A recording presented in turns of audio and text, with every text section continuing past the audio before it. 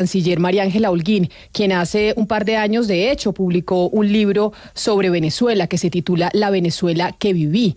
Y la ex canciller es una de las que mejor conoce las relaciones y la historia de las relaciones entre, por ejemplo, nuestro país y Venezuela y lo que ha venido pasando con el régimen del país vecino. Ex canciller María Ángela Holguín, bienvenida. Mil gracias por estar con nosotros conectada hoy en Mañanas Blue.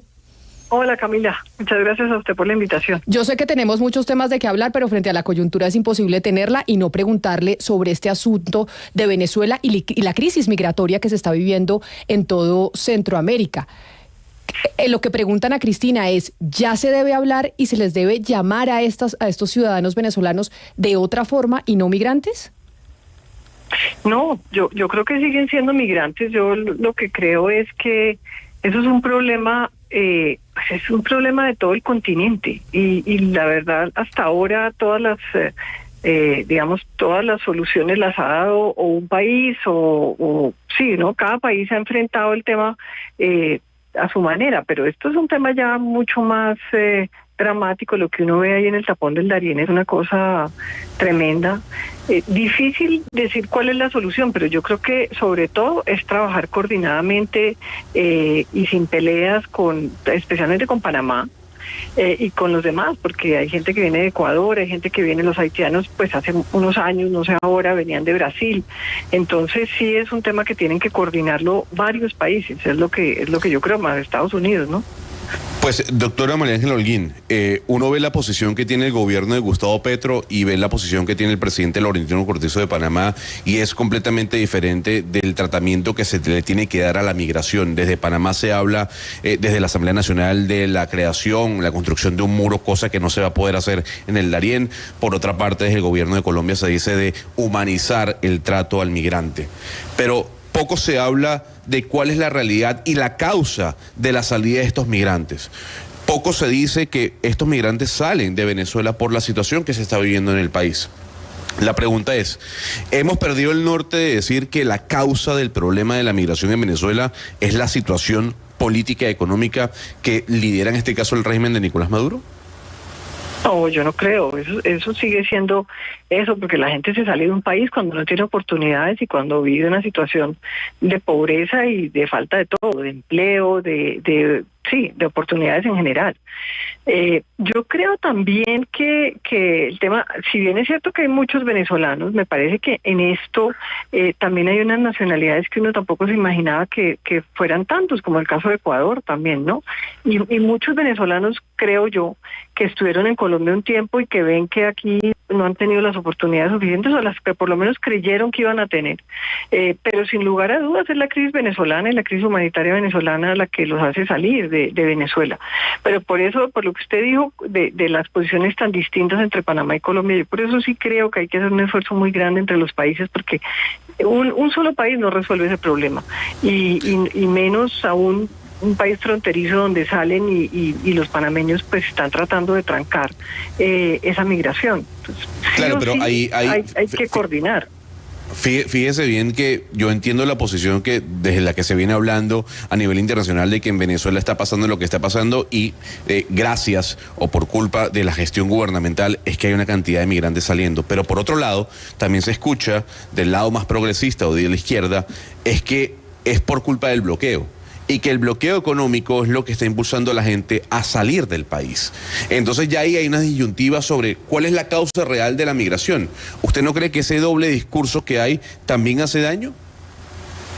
Pues mire, es que yo creo que finalmente el bloqueo también ha generado unas dificultades en Venezuela que son claras. No quiere decir que sea culpa del bloqueo, no lo creo, pero el bloqueo, la falta, digamos, de posibilidades de Venezuela de poder salir un poco a tener una mejor situación económica, pues sí se ve un mal gobierno de Maduro, pero también se le junta la situación del bloqueo. O sea, son dos cosas que uno no puede decir una o la otra. Yo creo que eso es equivocado. Son dos cosas y la primordial es el mal gobierno, sin duda alguna, y la crisis humanitaria está ahí. Pero lo que pasa es que también aquí hay gobiernos distintos, hay gobiernos de izquierda, hay gobiernos que ven la situación que no la ven otros y bueno, eso no pasaba en el pasado. Cada gobierno que llega con una visión pues cree que puede afrontar ese problema, pero lo que sin duda alguna pasa es que, y yo sí creo que mientras no hay un esfuerzo muy grande de poderse entender entre los países de cuál es la solución, la situación va a seguir igual.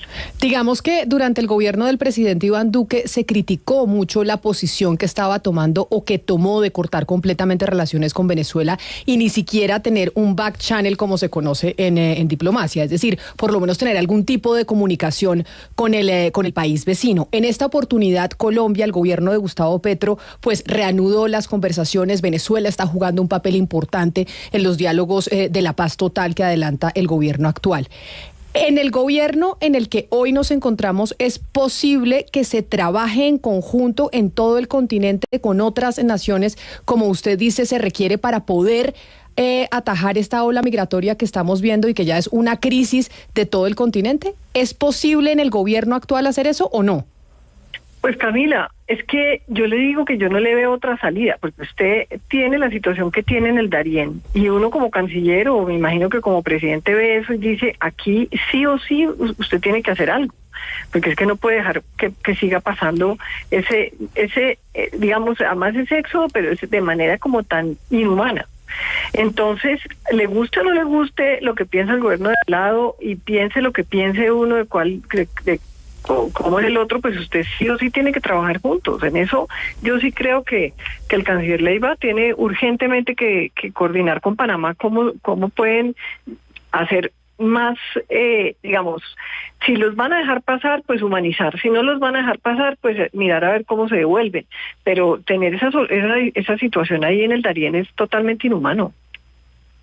Pues es la situación de Venezuela y la situación migratoria que también nos está afectando a nosotros aquí y que está mostrándonos un drama humanitario en esa frontera entre Colombia y Venezuela. Ahorita le vamos a pedir a Lucas San Pedro que nos ayude con las imágenes a través de nuestro canal de YouTube de Blue Radio en vivo, para que los oyentes que no las hayan visto y no saben de lo que estamos hablando entiendan lo que está pasando esta gente que cruza esa frontera. Y estamos viendo con bebés, con niños, madres solas. Es decir, la situación es de verdad completamente aterradora, y aquí el planeta y el continente tienen que ponerse las pilas a mirar cómo se le puede ayudar a esa gente que está buscando mejores oportunidades para llegar a los Estados Unidos. Camila y ex canciller Holguín, pues usted hablaba de la integración de América Latina. Lo que le quiero preguntar es algo que acá hemos discutido, de un poco la eficacia y la utilidad de las últimas cumbres de nuestros presidentes, que hay un montón de escenarios, la CELAC, ahora UNASUR, la OEA, todos, y uno un poco ve que terminan en cumbres en que cada presidente se echa un discurso muy ideológico, muy abstracto, pero al final no hay grandes acuerdos, no hay grandes conclusiones. ¿Usted cómo ve ese escenario multilateral en el que últimamente pues no se llega a acuerdos muy concretos por lo que uno ve? Mire, yo creo que la integración regional realmente está en una crisis muy grande, porque usted en años anteriores, y pues tampoco le digo que hace muchos, puede ser hace 7 o 8 años, usted tenía una cumbre, usted se sienta con gente que no piensa como usted, que tienen una posición ideológica distinta, pero hay unos problemas los cuales hay que afrontar y hay que ponerle remedio, y pues sí o sí logra algún tipo de acuerdo. Pero hoy en día, y eso ya de hace unos años, a mí me parece que los presidentes también se volvieron, que es lo que la gente que no piense como ellos es como si no existiera, o ni siquiera quieren oírlos. Entonces hay cumbres, y como hay cumbres con países en los cuales yo no estoy de acuerdo, entonces yo ni voy. Entonces, si usted mira, un poquito fue lo que pasó con Duque en su momento. Entonces no iba a CELAC porque no quería oír a los de la CELAC. Pues resulta que es que usted tiene unos problemas en el país que los tiene que resolver, y los tiene que resolver sí o sí con el otro. Y hay que llegar a acuerdos, así no sean los ideales que uno piensa, pero sí de alguna manera poder ayudarle a una población que en este caso específico pues es que es realmente lamentable y inhumano. Entonces no puede ser que simplemente porque no piensan como yo, o porque no piensan que la solución sea la que yo creo, pues entonces resuelven ni siquiera hablarse. Y eso desafortunadamente es lo que estamos viendo en América Latina. Si usted mira cada cumbre, pues es la intolerancia en su punto mayor. Y eso a mí sí me parece que es muy grave, y es muy grave para los problemas que tenemos acá, porque los problemas que tenemos muchos pasan por soluciones regionales, llámese la droga, llámese la migración. Y entonces sí o sí tienen que sentarse uno a dialogar con el que piensa distinto.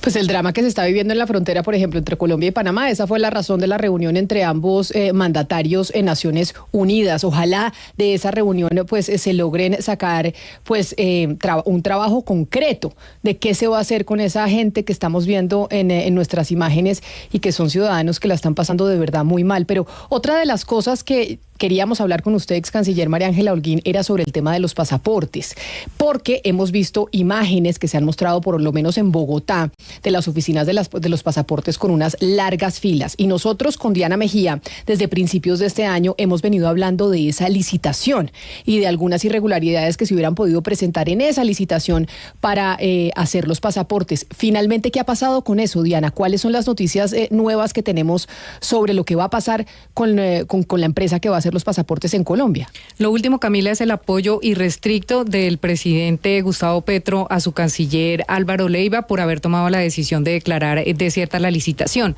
Eso hasta el momento es lo único que se sabe. No se sabe jurídicamente cómo harán el tema de la urgencia manifiesta y si entregarán a dedo, pues obviamente lo van a entregar a dedo, pero si se lo entregarán definitivamente a Tomás Greganzón, que es el que ha tenido este contrato durante los últimos 17 años, porque todo Colombia sabe que sería el único en este momento que podría asumir ese contrato que se vence el próximo 2 de octubre.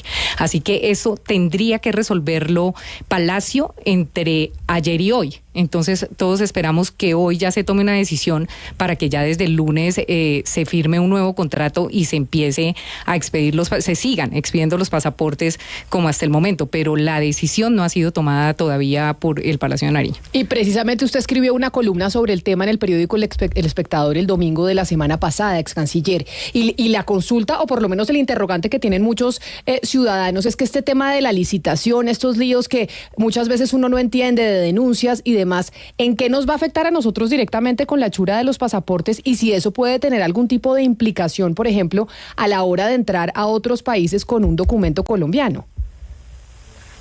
Pues mire, nosotros lo que hicimos durante muchos años, y yo al final le digo nosotros porque pues yo fui 8 años canciller, pero trabajé 25 en la Cancillería, entonces sé que ese proceso pues no fue los años en que yo estuve canciller, sino viene mucho antes. El uno trabajar para que a los colombianos no nos estigmaticen a la entrada de los aeropuertos, que usted sabe que eso fue así durante muchos años, para que nos quitaran los procesos de la exoneración de visas, como fue la visa Schengen, pues todo pasa por la seguridad que tiene el pasaporte. El pasaporte cada vez es un documento que tiene que ser más seguro para que esté certificado y los países sientan, digamos, tranquilidad de que no va a haber un fraude, que no va a haber un cambio de hojas, y eso es así en el mundo entero. Entonces usted está catalogado o un pasaporte con alta seguridad, con media seguridad o con baja, y los que tienen baja es donde dicen no le podemos quitar la visa, entra usted y entonces el funcionario de inmigración le hace 1000 preguntas. No, eso tiene que ver con la seguridad que tiene el pasaporte. Habíamos logrado y hoy tenemos un pasaporte de altísima seguridad que se ha ganado todos los premios. En cada hoja hay algo de seguridad. Entonces no solamente la primera página ni la segunda, es en absolutamente todas las páginas. Y eso lo fuimos trabajando y a mí me tocó en esos años de canciller. Para poder quitar las visas, pues teníamos que tener cada vez un mejor pasaporte y así lo hicimos. Entonces lo que sí es un pesar, que esto que está haciendo este gobierno, por no entregarle, ellos dicen a un solo proponente, pues eso la ley de contratación lo permite. Cuando un solo proponente cumple, pues sí, aquí lo que está diciendo el presidente Petro es, a mí no me gusta que haya un solo proponente. Bueno, pues no le gusta la ley, entonces cambie la ley. Pero la ley está. Un solo proponente, cuando cumple absolutamente todo, se puede entregar. Pero entonces, mire, ¿qué lo que va a pasar? Es que vamos a bajar los estándares seguramente, y seguramente vamos a empezar a tener problemas. Yo no tengo la menor duda de que otra vez lo paren a uno, porque es colombiano, porque usted sabe pues toda la cosa con el tema colombiano. Y pues sí, era un avance muy grande, pero bueno, eso es lo que decidió este gobierno, vamos a ver qué pasa, y el 3 de octubre pues no habrá libretas, porque nadie pudo ir a la licitación precisamente porque no llenaba los requisitos del pliego de peticiones. A ese tema quiero ir, doctora María Ángela, y ya que usted estuvo tantos años en Cancillería, nos puede dar un poco más de luces. En este programa denunciamos en mayo que de pronto los pliegos licitatorios tenían un presunto direccionamiento hacia Tomás Greganzón, porque él y las personas con las que se aliaba él para esta licitación eran los únicos que podían cumplir algunos requerimientos que presentaban los pliegos licitatorios. Sobre esos requerimientos puntuales que presentaban, que era por ejemplo la imprenta que estuviera en Bogotá y en algún lugar de América Latina, el tipo de papel, el tipo de chip, todo esto solamente lo podía cumplir pues quien ha estado 17 años haciéndolo ya en Cancillería. Entonces, lo que se decía en ese momento, y más o menos hubo 500 observaciones, se decía es que lo que pasa es que la Cancillería abre ese proceso muy sobre el tiempo al momento de vencerse el contrato que ya tuvo una adición 2 veces. Entonces decían, si lo abren con tiempo, si la licitación se hace con tiempo, pues más empresas se pueden presentar porque pueden conseguir todo lo que están pidiéndole a lo que solamente podía cumplir una si se abre 3 meses antes de que se vence el contrato. Entonces, mi pregunta es, doctora María Ángela, usted que estuvo ahí, ¿qué es lo que pasa con esa licitación? ¿Esa licitación tiene que empezarse como tan sobre el tiempo? ¿Se puede abrir a que otras imprentas, por ejemplo la de Francia, pudiera participar, que era lo que decía Cadena, que es el otro proponente? ¿O qué es lo que está pasando con la contratación de esos pasaportes y con ese proceso licitatorio que se abre cada 4 años y que cada vez que se abre es un problema? Cada vez que se abre se dice es que va direccionado a Tomás Greganzón. Diana, perdóneme, es que usted no le trabaja a un proceso licitatorio cuando abren la licitación. Usted le trabaja un proceso licitatorio. Si usted quiere licitar, desde el primer momento en que se dio cuenta que no se la puede ganar. Los pliegos entre el 2018 y hoy no tienen ninguna diferencia. Entonces, ¿por qué? Es lo que yo no logro entender. ¿Por qué desde el 18 no le trabajan a unos requerimientos que pide esa licitación? A un papel específico, ¿y por qué ese hazle de una planta en Colombia o en América Latina? Por la rapidez del pasaporte. En muy poquitos países del mundo usted saca un pasaporte y al día siguiente se lo entregan. Y eso es un gran logro para nosotros. O usted saca el pasaporte en Madrid y se lo entregan en la semana siguiente. Entonces, ¿por qué no trabajarle a ese pliego, si usted se lo quiere ganar, desde el momento en que perdió la posibilidad, y no cuando sacan la licitación? Si es que la licitación es la misma, los requerimientos son los mismos, lo que se ha hecho es que se ha ido subiendo un poquito esos requerimientos en la medida en que entonces está la seguridad en todas las páginas, ¿no? Pero si usted se lo quiere ganar, no lo trabaje el día que abre la licitación. Usted lo quiere ganar, pues trabájelo 4 años antes, desde que entregaron la licitación anterior, porque son los mismos requerimientos. Entonces no pueden decir, ay, que es amañado y que es para los señores Tomás Gregg. No, hay unos condicionamientos que además nos pone la OASI, que nos damos cuenta, por ejemplo, cuando sacamos la visa Schengen. Sí, y verá lo que les pasó a los peruanos. Cuando los europeos nos dijeron que nos daban la visa Schengen, el Perú, el pasaporte no era confiable y nos la sacaron, y nosotros fuimos primero con esa exoneración de visa Schengen que los peruanos, hasta que los peruanos pudieron tener un pasaporte que la Unión Europea se sentía tranquilo. Entonces no es que la licitación se abre inmediatamente ya, entonces no puede ser Tomás Gregg. No, la licitación se abre, usted no se la gana, usted le trabaja para la siguiente licitación, es cada 4 años. Es que, Camila, básicamente acá en este proceso licitatorio, lo que dice la doctora María Ángela es muy acertado, porque sí es cierto que todas las veces que se abre el proceso licitatorio, la queja es exactamente la misma. Todas las veces es direccionado. Y cuando la gente mira los pliegos dice, óigame, sí, es que el único que puede cumplir estos requisitos es Tomás Gregg. En este caso, cuando el presidente Petro dice que se detenga este proceso, uno dice, ¿por qué no se detuvo este proceso a tiempo y sí esperaron hasta el último momento para que lamentablemente jurídicamente se nos va a venir un problema encima, porque el proponente que ya estaba calificado? O sea, el fondo rotatorio de la Cancillería ya calificó con 1000 puntos a Tomás Greganzón. Entonces, esa es la duda que tenemos todos, ex canciller, y uno se preguntaría en este momento, ¿qué puede sucederle a la Cancillería y a los funcionarios de la Cancillería que tomaron esta decisión a destiempo de frenar un proceso que venía cuestionado desde hace muchísimo tiempo, desde que comenzó. Si hubieran querido pararlo, lo hubieran podido parar en junio, con más tiempo, pero ¿qué sucedería disciplinariamente con algunos funcionarios que hubieran podido tomar decisiones erradas y hubieran puesto en peligro, pues, de una demanda a la nación? Porque eso es lo que podría venirse ahora mismo por parte del proponente que ya había ganado. Pues mire, yo lo que pienso es lo siguiente: si el gobierno del presidente Petro pensaba que quería que hubieran otros oferentes y algunos específicos de alguna parte del mundo, no sé eso cómo sea, entonces uno pues cambia el pliego y diga, bueno, entonces la seguridad no nos interesa tanto, bajémosle, no nos interesa la rapidez, o sea, no hay que entregar el pasaporte de un día para otro, entonces la planta puede estar en cualquier lugar de Europa. O sea, si toman esa decisión, es esa, ¿no? Es cambiando para que haya otros oferentes que lo puedan hacer.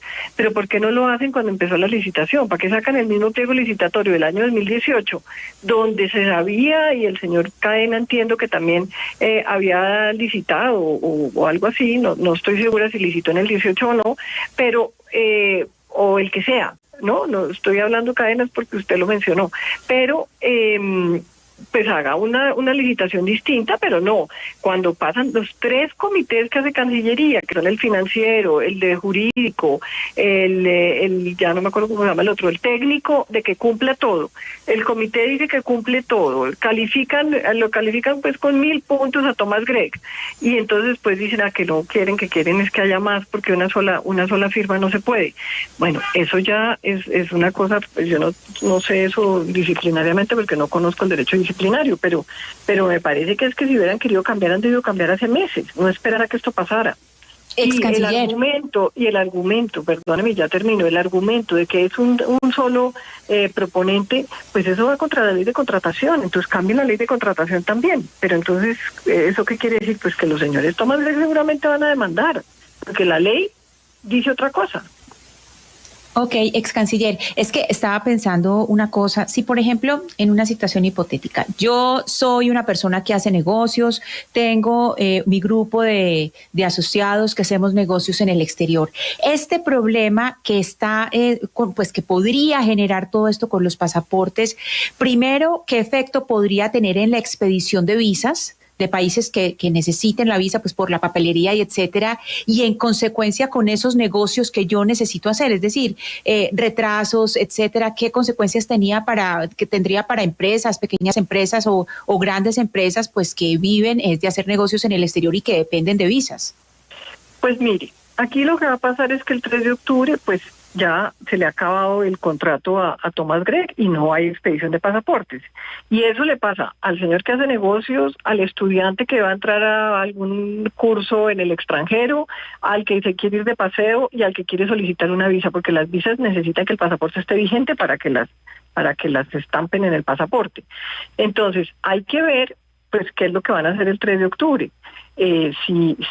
Digamos, si en el mensaje de urgencia va incluido una bajada de estándares y le pueden pedir entonces a algún proveedor, llámese extranjero o nacional, que expida esos pasaportes, pues no sé, digamos que pues además es una pesar por el país después de semejante trabajo que se ha hecho, de que tengamos algo de altísima calidad, premiado, que nos quitan las visas en parte, una gran parte por el tema del pasaporte, pues que sencillamente entonces se vaya a acabar. Pero la persona que quiera bajar el 3 de octubre, que no tenga su pasaporte, pues no viajará, porque no.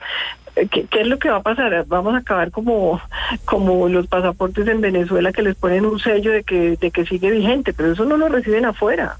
Eso, el que llega afuera con un pasaporte que está vencido, pues no, lo devuelven. Pero muchas veces se nos acusa de generar pánico y de decir, oiga, se va a venir una cosa muy complicada con el tema de los pasaportes y el manejo que se está dando. Lo que usted nos está diciendo, ex canciller, es que efectivamente la gente que no tenga su pasaporte en estos momentos, el día que se acabe el contrato, si el gobierno nacional no soluciona esta situación, se va a quedar sin la posibilidad de, pues obviamente, uno, tener un pasaporte, pero dos, un pasaporte que le reciban en otras partes del mundo y en el que le estampen una visa cuando no la pidan, porque no va a tener los sistemas de seguridad que el mundo requiere para dejarnos entrar a otros países. Sí, tal cual. O sea, no sé de acá al 2 de octubre qué solución tomen.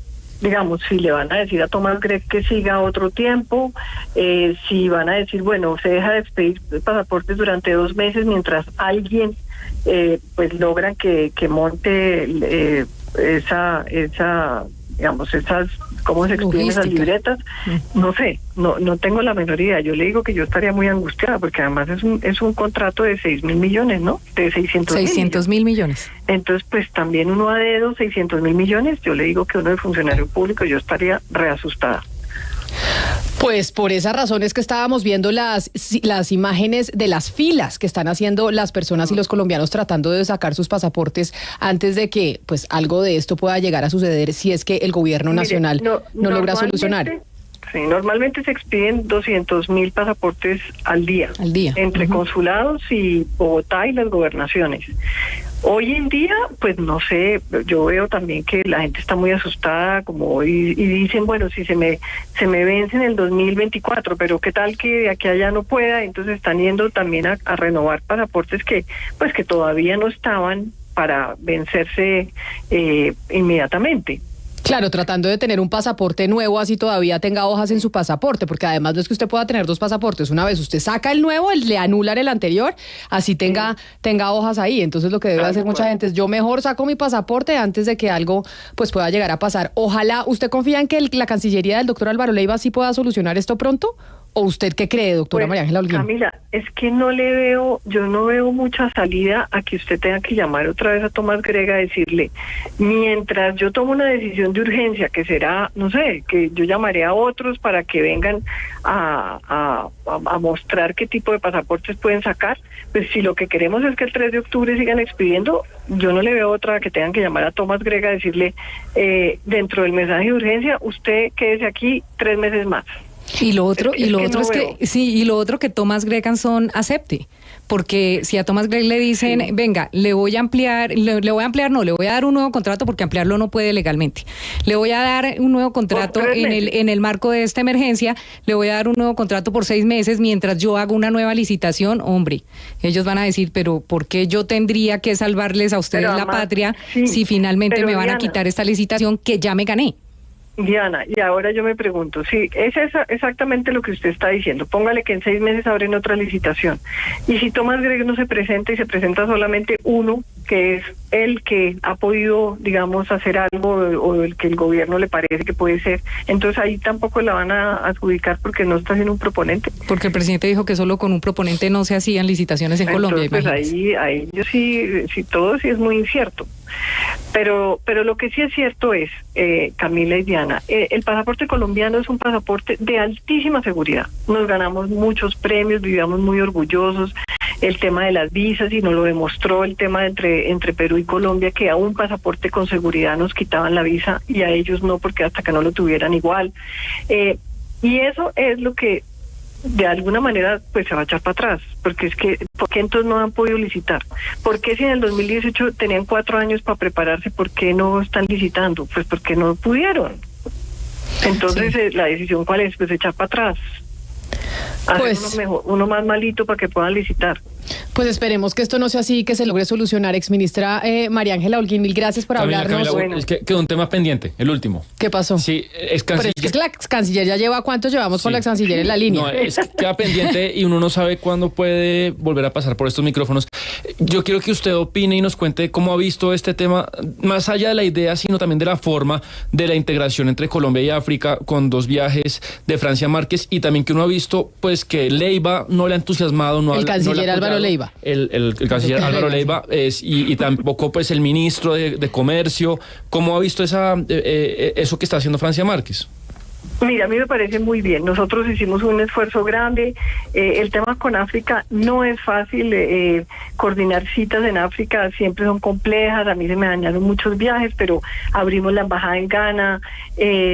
Dejamos que las concurrencias las manejaran los embajadores en África, entonces tenían que viajar. No eran concurrencias como estaban antes en Nueva York con los embajadores en Nueva York, sino cada embajador en África iba a los países que tenía concurrentes, hicimos mucha cooperación, montamos cursos de español, y yo creo que África cada día ha mostrado un mayor desarrollo y un mayor potencial, y me parece que Colombia tiene grandes oportunidades. Realmente en África el único que ha podido de América Latina ha sido Brasil, que está presente en casi todas las embajadas, que en casi todos los países con embajadas, que le trabaja fuertemente, y me parece muy bien.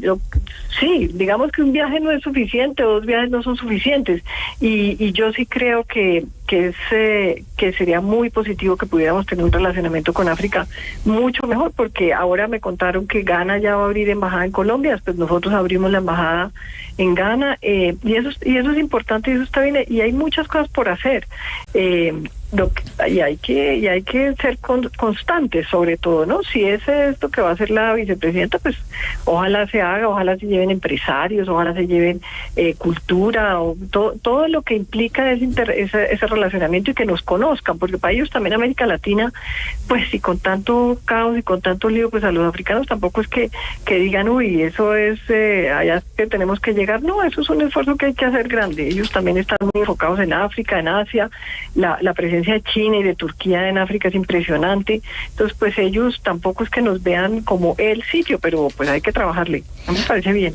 Pues, exministra María Ángela Holguín, mil gracias por su tiempo, por atendernos y aceptar respondernos preguntas de todos estos temas que son importantes hoy y que están sobre la agenda. Mil gracias.